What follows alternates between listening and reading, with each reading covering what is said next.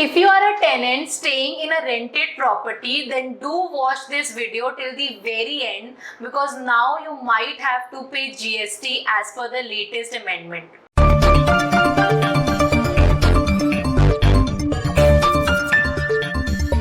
I am Nidhi Manchanda, Certified Financial Planner and Head of Training, Research and Development at Fintu, and you're watching Wednesday on Well series, that is WOW series.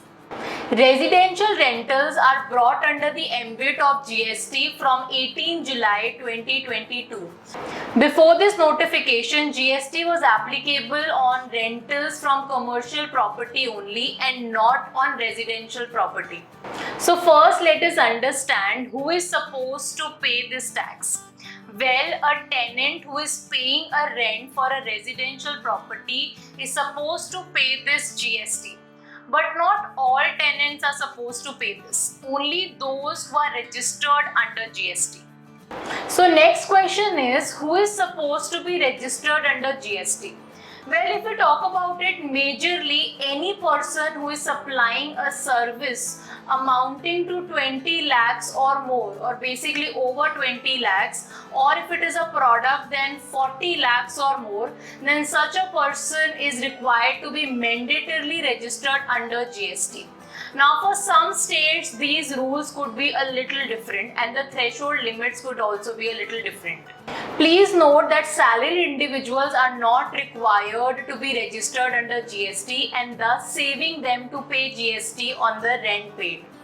Moving on to understand as in how much GST needs to be paid. Well, renting of an immovable property is considered to be a supply of service and thus it falls under 18% category. So here 18% GST needs to be paid. For example, if someone is paying a rent of 1 lakh rupees, in that case he will have to pay a GST of 18% on this rent. And in case the rent is 50,000, then 9,000 will be the GST amount. This tax will be charged according to the reverse charge mechanism. So with this change, we can say that if any residential property is given on rent to a person who is registered under GST, then in that case a GST of 18% will be levied and this GST will be paid by the tenant himself. Please note that if both landlord and the tenant are unregistered party, in that case no GST will be applicable. But in fact, we can say that landlord registration doesn't matter at all. Only if a tenant is registered under GST, then he will be liable to pay a tax of 18%.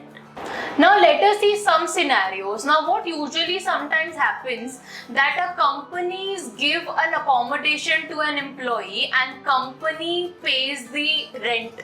In that case, what will happen and how it will be taxed? In this case, it will be termed as an item of business expenditure and GST will be paid under reverse charge mechanism itself, and the input tax credit of the GST paid under the reverse charge can be claimed.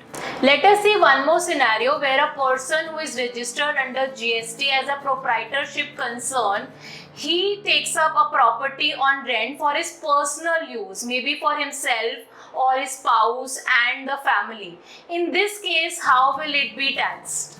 So here it is a personal expenditure and not a business expenditure, and thus GST will be paid under reverse charge mechanism, but the input tax credit of the GST paid under this reverse charge cannot be claimed as it is blocked. Now let us see what will be the impact of imposing GST on rent of residential properties. The first and the most important impact, as we can all understand, is the additional tax burden on the tenant.